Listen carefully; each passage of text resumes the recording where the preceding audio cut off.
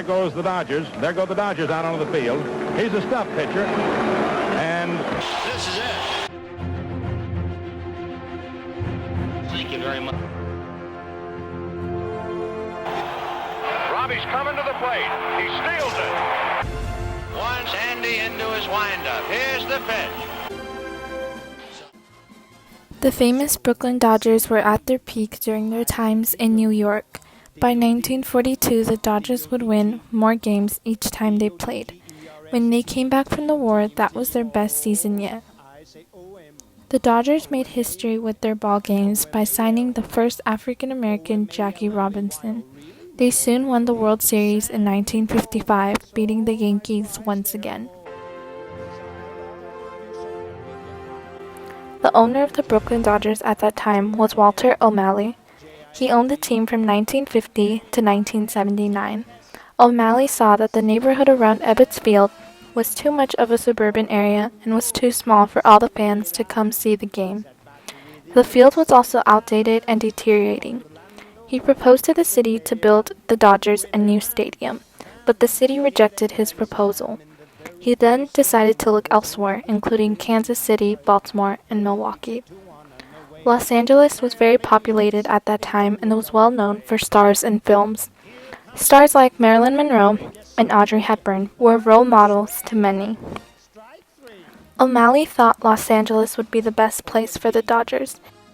The county supervisor showed him Wrigley's Field, but it only held 20,000, and O'Malley saw that it wasn't enough for all the Dodger fans. The county supervisor, Kenneth Hahn, gave O'Malley a grand tour of Los Angeles from above in a helicopter. As they were turning around, O'Malley noticed this open area perfect for a ballpark, but there was one problem. That area was not vacant. It had Mexican Americans still living there. This area was known as Chavez Ravine. Chavez Ravine was the largest and most important Mexican community in the Southwest. Immigrants flew to California in hopes to get away from the Mexican Revolution in 1901. But in the 1950s, the people living there were American-born citizens before deciding to move the Dodgers to California.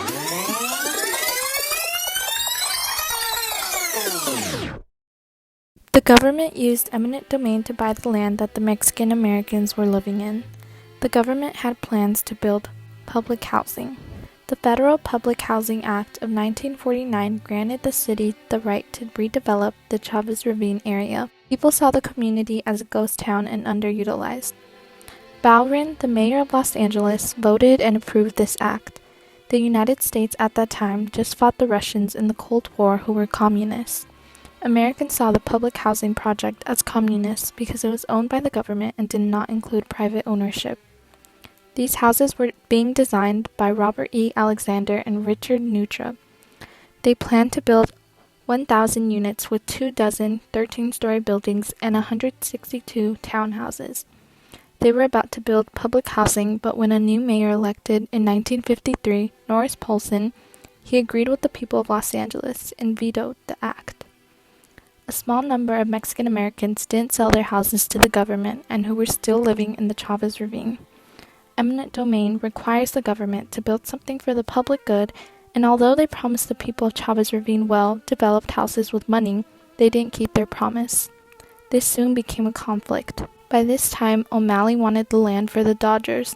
There were only a few families left in Chavez Ravine. For people to agree on the stadium to be built, he needed a proposition to pass.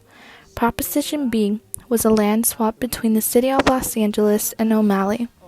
On this land, he wanted to build a 50,000-seated arena and wanted this law to pass. He soon campaigned and started the Dodgerthon.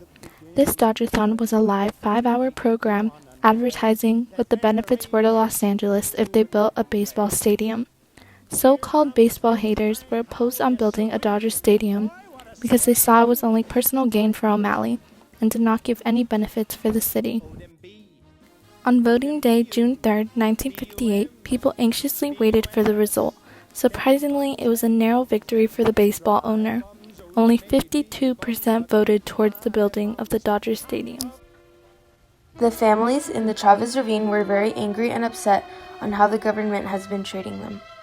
First, they promised public housing, which they had never built for them, and now the government is forcibly removing them from the land. They didn't want to leave this land because this is where generations have been born on, raised on, and died on. They stayed in the Chavez Ravine as long as they could. The Archiega family was one of the last families to be in the Chavez Ravine area. They shared their story by saying how a group of sheriff's deputies arrived at the home of the Archiega family in Palo Verde. The officers walked up the stairs of their home, kicked the door in, and forced their way into the living room. They brought along movers to quickly break apart and bring out the family's furniture piece by piece. Soon later, a newspaper headline came out locally. They described the situation to be a long skirmish, fight, or battle. This family was so flustered and disturbed. They fought with the sheriffs about the removal. Mrs. Vargas, one of the evictees and daughter of Manuel and Arbona Archiega, was one of the last to leave. She clearly stated that she would not leave at any cost. They carried her out and she fought with all her might. Vargas was soon arrested after this removal. The battle lasted for 2 hours. 66-year-old Arbona Archiega had the last say in this fight. She said, "Why don't they play ball in Mayor Norris Paulson's backyard, not in ours?" After the evictions, bulldozers soon came to destroy all the homes left on the Chavez Ravine. It was not over with the Archiega family. They returned to tear down trespassing notices and pitch tents on the property in a form of protest. It has been said that this is the legacy of conflict upon which the Dodger Stadium was built. Back in Brooklyn, many people were sad to know that their beloved baseball team was officially moving to Los Angeles. I don't like the idea. Well, where would you rather see him if you had to choose between the two? I'd rather see him right here in Brooklyn. On September 7, 1957, the whole team, including O'Malley, got in their private airplane and flew to California. The whole team was excited to start playing in their new stadium.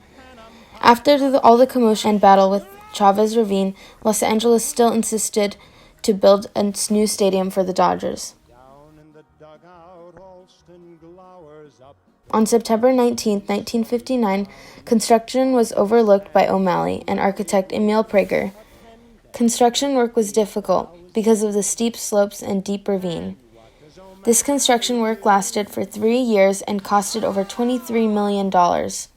People of Los Angeles would still have an opinion on the Dodgers coming because of how they handled this situation with the families of the Chavez Ravine. April 10, 1962 was the day the Dodgers were finally able to call the stadium their own. The date of Dodger Stadium's formal christening was April 10, 1962. Opening day pitcher was Johnny Padre. Dodger stars like Don Drysdale and Sandy Koufax were in the house. The crowd of 52,564 fans poured in the newly built stadium, anxiously waiting for the great Dodger game. And right here, the president of the Los Angeles Dodgers, Mr. Walter O'Malley. And where does this one fit in? You are now the president of a club that has been the champions 4 times, once in Brooklyn, 3 times in Los Angeles. How does this one rate? Just wonderful, another Ulster one, Vinny. You never know what's going to happen with these boys. This was the best decisions the Dodger made. Many wins would be achieved through the years. Recently, the Dodgers came close to winning the World Series, but unfortunately, the Houston Astros took the win. The legacy of the Dodgers will live on forever. Supporters of Chavez Ravine were certainly not happy when the Dodger Stadium opened. The people of Chavez Ravine would reminisce on good times they had. "We were like brothers and sisters," remembers Carmen Torres. "We didn't even lock the doors, left everything open. Toys outside," adds Zeke Contreras. These people came to America for freedom, but how is America free when their rights are being taken away with eminent domain? The removal of Chavez Ravine was not the last time eminent domain was an issue. The government would label communities as blight, meaning old and needing redevelopment. The government is doing similar things even though it was 50 years ago. Many generations have passed and families of Chavez Ravine are still thinking about these injustices. Many refuse to go to the Dodger Stadium and are not fans of the Dodgers. Lou Stallion and his uncle, who once lived in the Chavez Ravine, have this view on the Dodger Stadium.